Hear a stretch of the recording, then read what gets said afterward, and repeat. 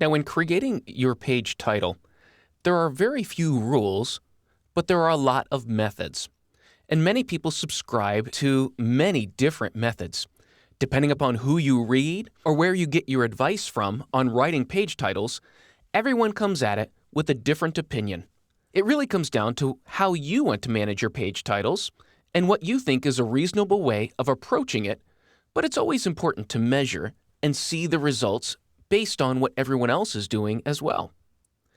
So let's look at the search engine results page and let's look at a few page titles. The best way I find of evaluating how to rank in specific areas is to look and see what everyone else is doing and see if you might want to mimic it or stand out from the crowd.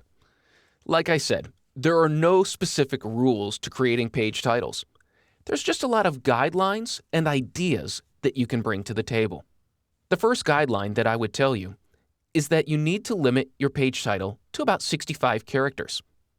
If you go beyond the 65 character limit, depending upon spaces and words, it'll get truncated, and you'll see the 3-period ellipsis rather than additional words. Now, if you can create a complete thought prior to 65 characters, go ahead and do that.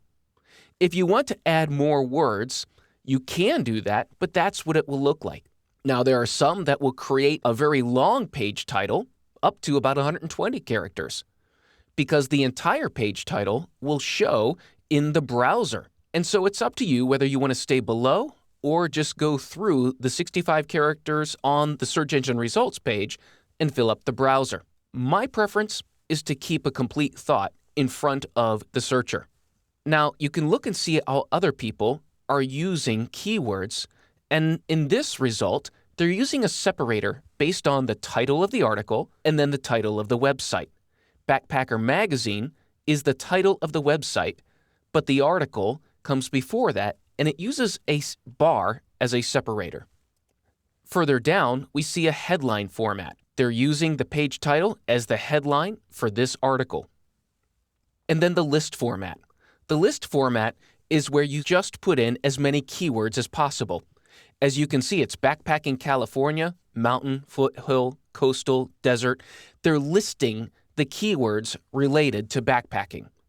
I don't usually subscribe to this because what I find is that it attempts to get as many keywords as possible into the heading, but when you go look at the content of the page, it usually doesn't encompass all of these keywords.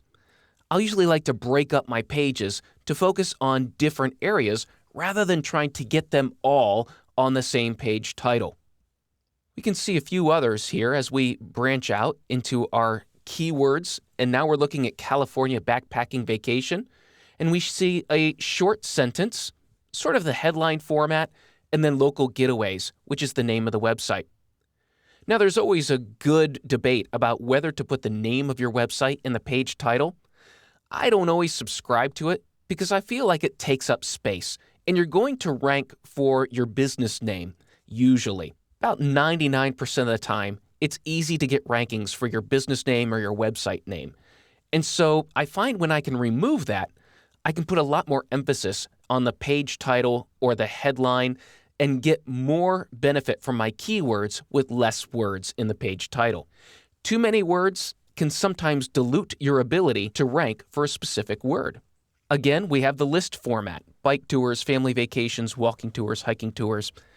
Again, I don't usually recommend that because it's too many keywords. Again, diluting the power of your website to rank for a specific set of words rather than trying to get everything in there. Then there's the keyword dense format. We have California hiking and trekking, which is the central goal of that site. That's what they want to rank for. And then they have their title afterwards. And they're trying to create a dense format so that they're being found for a consistent group of keywords. Now, the order can sometimes be important. When we're looking at hiking in California, we can see that the top 2 results mimic hiking in California throughout. And so your order can sometimes be important.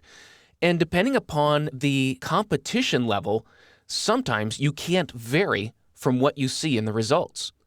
Sometimes shorter is better. Sometimes having the keywords in the exact order is better. This is why there are no rules, because it seems like each industry and each level of competition almost sets its own rules to what you need to do to compete. And then, as we can see here at the bottom of the page, there's no keyword other than hiking or hikes. Our search word was hiking. The word that shows up in the page title is hikes, and as we look in the content area, we see hikes and hikers, and finally the word California. But because National Geographic has such a high domain authority, it allows them to rank for a relevant term even though they don't have the specific words on their website. And that's the power of creating a highly relevant domain. So a quick review on typical page title formats. Develop a short sentence. Like I said, keep it under 65 characters so that you have a complete thought in front of the searcher. If you decide to do the long sentence format, then usually I keep the first sentence under 65 characters or around there, a separator, and then the second sentence up to about 70 characters for that. If I do a keyword-only page title, maybe 2 to 3 words, but make sure it is very specific to the content that's on the page.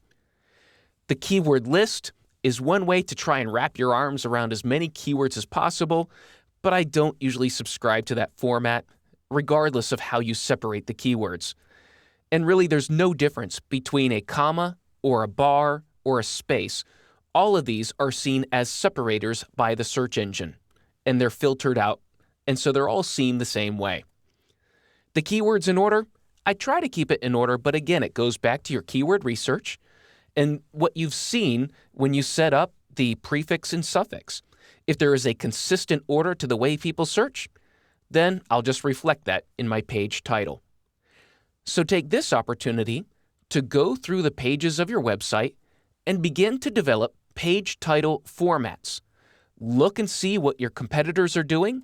Look to see if there is a consistency among how the page titles are arranged and where the keywords fall in those page titles.